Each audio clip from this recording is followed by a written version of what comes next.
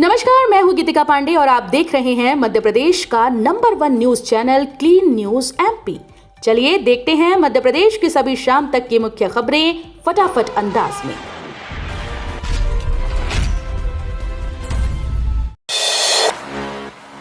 महू को मिली बड़ी सौगात। वंदे भारत ट्रेन का प्रमुख मेंटेनेंस हब बनेगा शहर। मध्य प्रदेश के इंदौर निमाड़ क्षेत्र के लिए रेलवे की ओर से एक बड़ी और ऐतिहासिक सौगात सामने आई है। महू रेलवे स्टेशन को अब वंदे भारत ट्रेन के मेंटेनेंस हब के रूप में विकसित किया जाएगा। इसके लिए रेलवे बोर्ड ने 94 करोड़ 50 लाख रुपए की बड़ी परियोजना को हरी झंडी दे दी है। इस फैसले से न केवल रेलवे की तकनीकी क्षमता मजबूत होगी बल्कि पूरे क्षेत्र के विकास को भी नई रफ्तार मिलेगी। पिछले कुछ वर्षों में वंदे भारत ट्रेन भारतीय रेलवे की पहचान बन चुकी है। तेज रफ्तार, आधुनिक सुविधाएं और सुरक्षित यात्रा ने यात्रियों का भरोसा जीता है। ऐसे में इन ट्रेनों के बेहतर रखरखाव के लिए मजबूत मेंटेनेंस सिस्टम जरूरी है। गणतंत्र दिवस परेड 2026 कर्तव्य पथ पर दिखेगा युद्ध जैसा नजारा। 26 जनवरी को कर्तव्य पथ पर होने वाली गणतंत्र दिवस परेड इस बार कई मायनों में ऐतिहासिक होगी। पहली बार भारतीय सेना की टुकड़ियां और हथियार पारंपरिक मार्च पास्ट की जगह युद्ध के मैदान की असली संरचना में आगे बढ़ेगी।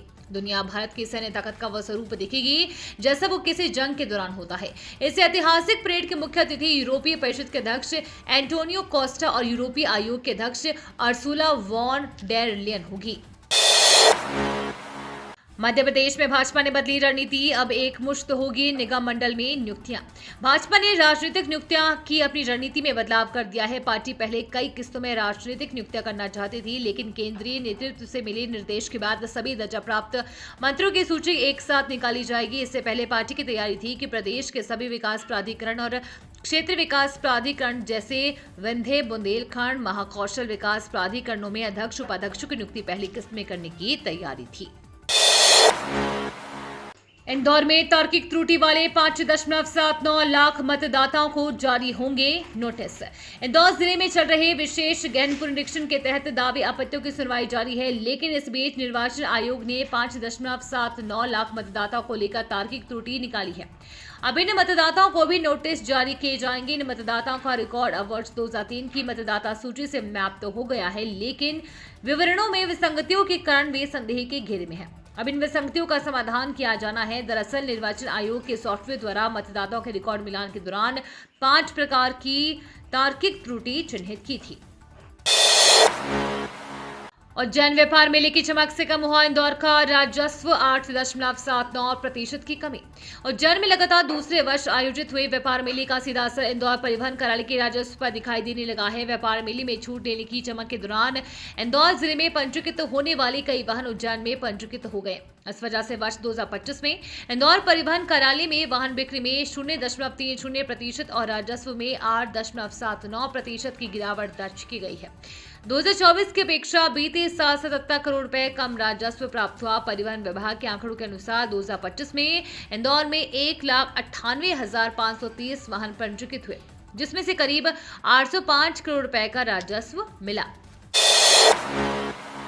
4000 छात्रों के लिए सुनहरा मौका। मोहन सरकार देगी पीएससी नीट जेईई की मुफ्त कोचिंग। मध्य प्रदेश सरकार ओबीसी और अल्पसंख्यक वर्ग के बच्चों के लिए संभाग स्तर पर प्रतियोगी परीक्षा की मुफ्त कोचिंग की योजना शुरू करने जा रही है।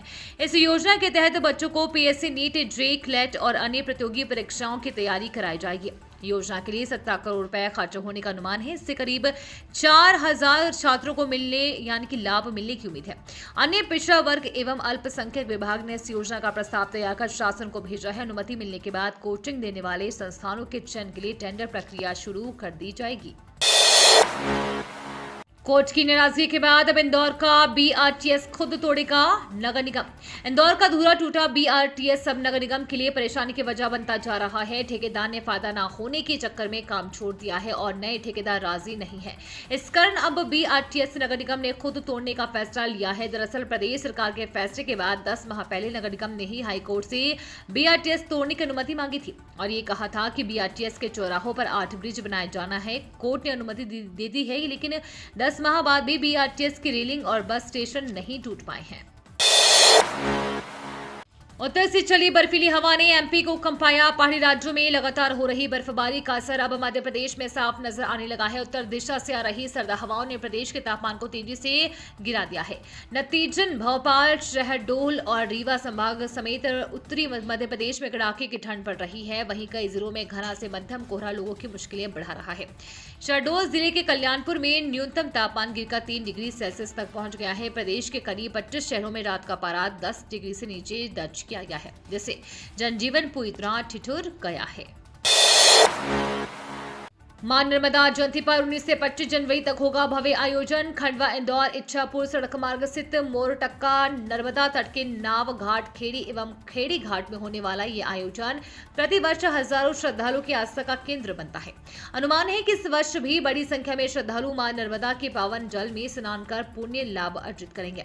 25 जनवरी दोपहर 12 बजे मां नर्मदा का जन्म महोत्सव के दौरान हेलीकॉप्टर से पुष्प वर्षा, शाम 7:30 बजे मां नर्मदा के तट पर महाआरती का भव्य आयोजन किया जाएगा।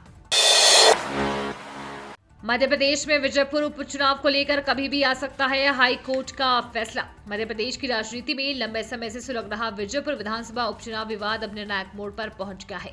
हाईकोर्ट में चल रही चुनाव याचिका की सुनवाई लगभग पूरी हो चुकी है और अब सिर्फ अंतिम तर्क बाकी है। सूत्रों के मुताबिक 23 जनवरी के बाद हाई कोर्ट कभी भी इस हाई प्रोफाइल मामले में फैसला सुना सकता है। संभावित फैसले से जहां विजयपुर की सियासत की तस्वीर बदल सकती है, वहीं मौजूदा कांग्रेस विधायक मुकेश मल्होत्रा की मुश्किलें लगातार बढ़ती नजर आ रही है। तो ये थी शाम तक की मुख्य खबरें। रोजाना ऐसे ही मध्य प्रदेश से अपडेट रहने के लिए क्लीन न्यूज एमपी को अभी सब्सक्राइब करें और वीडियो को लाइक करना बिल्कुल न भूलें। धन्यवाद।